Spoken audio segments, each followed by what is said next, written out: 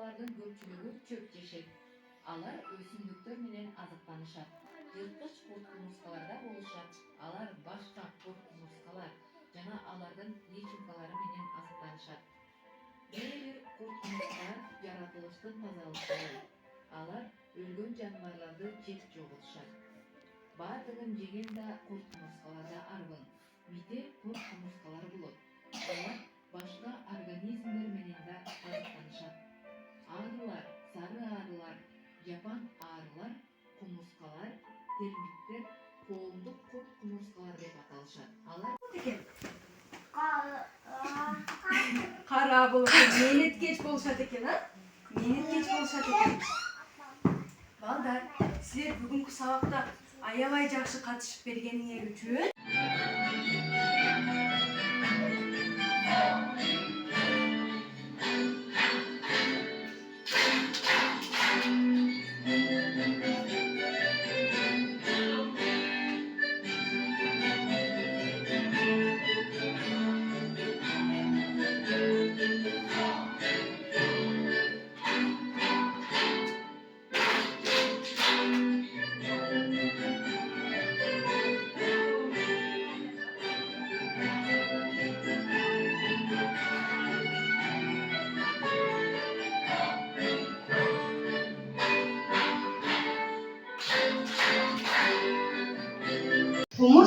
таттуу кумурсканын уюгу менен баалаймын.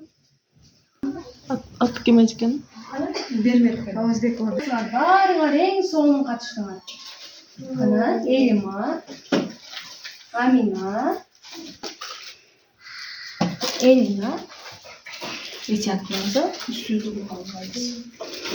Алтынгүл, Аделина,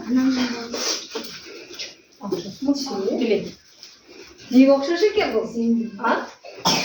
Неге окшош экен? Курт-кумурсканын үйүнө окшош экен, Жакшыма балдар, короодогу, дарактардагы курт кумурскаларга байкоо жүргүзүп келесиңер. Түшүндүкпү? Тамагыңар таттуу болсун. Жейин.